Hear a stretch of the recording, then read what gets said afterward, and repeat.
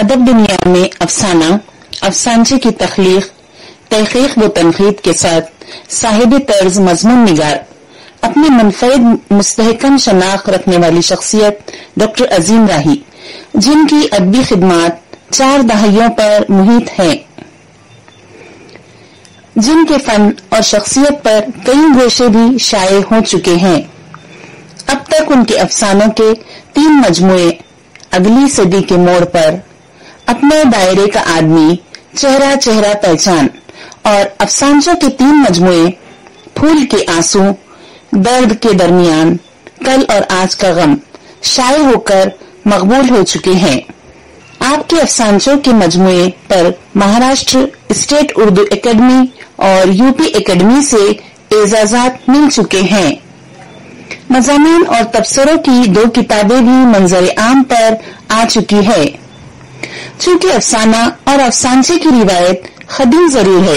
मगर अफसानचे को तहकीकी नजर से पेश करना गोया इसे बालों पर अता करने का काम डॉक्टर अजीम राही ने उर्दू में अफसानचों की रिवायत एक तनकीदी मुताला इस मौजू पर अव्वलीन किताब लिखकर किया है।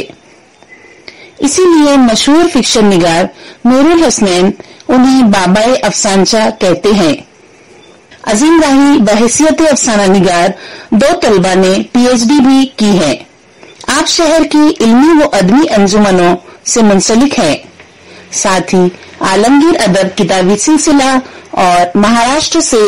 शाये होने वाले जरीदे व महानामा बेबाक और अजबाक की मजलिसे मुशावरत में शामिल हैं। अब तक उनकी 11 किताबें जेवर तबाअत से आरास्ता होकर मंजर आम पर आ चुकी है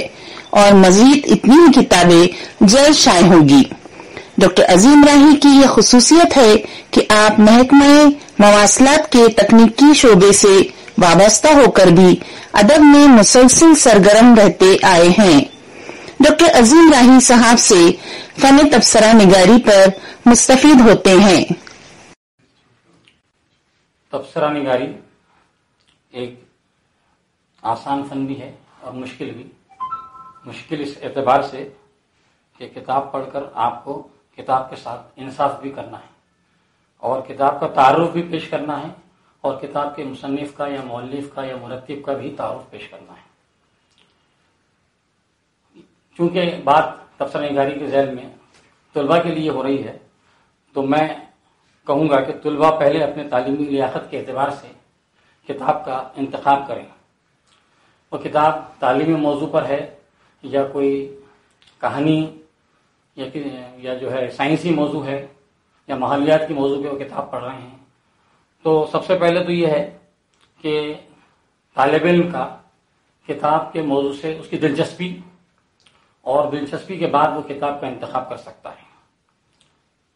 तबसरा निगारी दरअसल रिव्यू होता है कि हम किताब को दोबारा पढ़ते हैं, मतलब रिव्यू,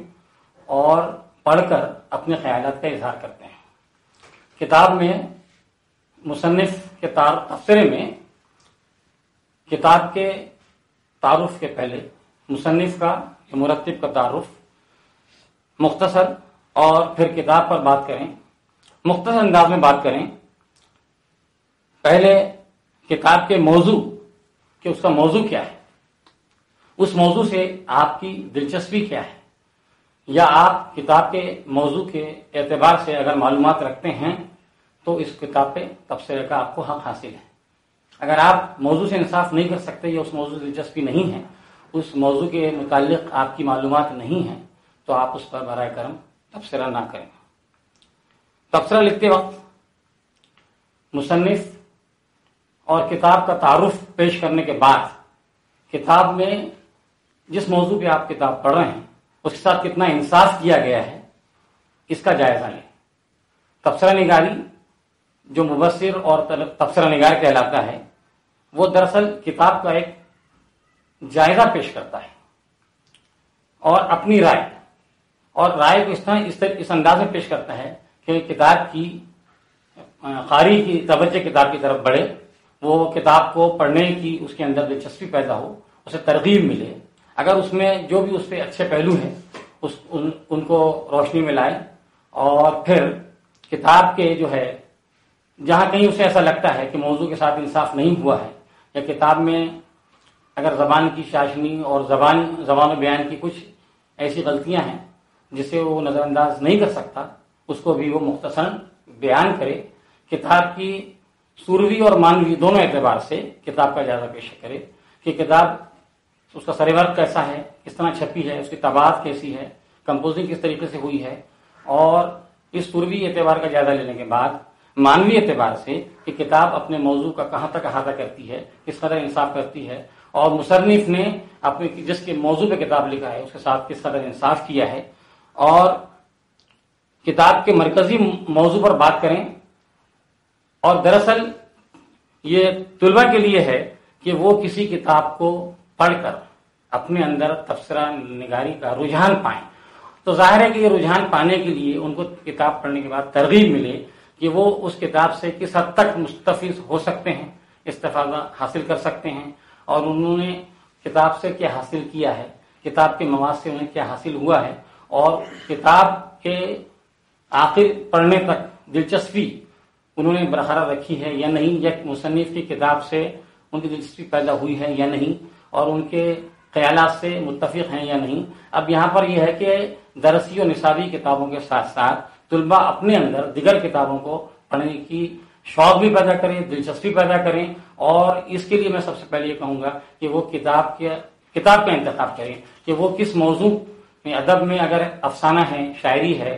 یا اور دیگر موضوعات ہے، یا سائنسی موضوعات پر اگر وہ کتابیں پڑھنا چاہتے ہیں تو سب سے پہلے اس کا انتخاب کرے، اور وہ کتاب پڑھ کر اپنے طور پر اس کا جائزہ پیش کرے۔ اس جائزے کو پیش کرنے کے لیے جیسا کہ میں نے پہلے بھی کہا کہ کتاب کا مختصر تعارف، مصنف کا مختصر تعارف، اور کتاب میں کیا مواد پیش کیا گیا ہے اور اس کے ساتھ کس حد تک انصاف کیا گیا ہے اس پر بات کریں۔ کتاب کی جو اچھی بات نظر آئے اس کو جو ہے مثبت انداز میں زیادہ پیش کرنے کی کوشش کریں۔ کچھ منفی پہلو اگر آپ کو لگتا ہے تو اس کو نظر انداز اس لیے کر دیں کہ اس میں تنقید نہیں ہوتی ہے، کسی حد تک تنقید کی گنجائش ہے تبصرے میں، کیونکہ وہ صرف کتاب کا تعارف یا مصنف کا تعارف ہوتا ہے، یا کتاب مصنف نے کس موضوع پہ کتاب لکھی ہے اس کا جائزہ وہ پیش کرتا ہے۔ تو اس اعتبار سے مبصر کو چاہیے کہ وہ کتاب کا جائزہ پیش کرے، کتاب کے اچھائیوں کو، حسن و قبح کو پیش کرے، اور کتاب پڑھنے کی دوسرے پڑھنے والے کو ترغیب دلائے، اس انداز میں تبصرہ کرے کہ یہ کتاب کہاں سے چھپی ہے، اس کی قیمت کیا ہے، کہاں سے پڑھنے کے لیے مل سکتی ہے، اور اگر خرید کے پڑھنے کی اس حد تک اس میں دلچسپی پیدا ہو کہ وہ کتاب کو خریدنا چاہے، کتاب کو حاصل کرنا چاہے، تو میں سمجھتا ہوں یہ تبصرہ نگاری کا ایک اصول ہے، ایک بنیادی اصول ہے، اور تبصرہ نگاری کے ذیل میں اور بھی بہت ساری باتیں آتی ہیں، لیکن طلباء کو اور طلباء کے مطالعے کو ذہن میں رکھتے ہوئے میں سمجھتا ہوں کہ یہ تبصرہ نگاری کے لیے مفید بھی ہے اور کافی ہے۔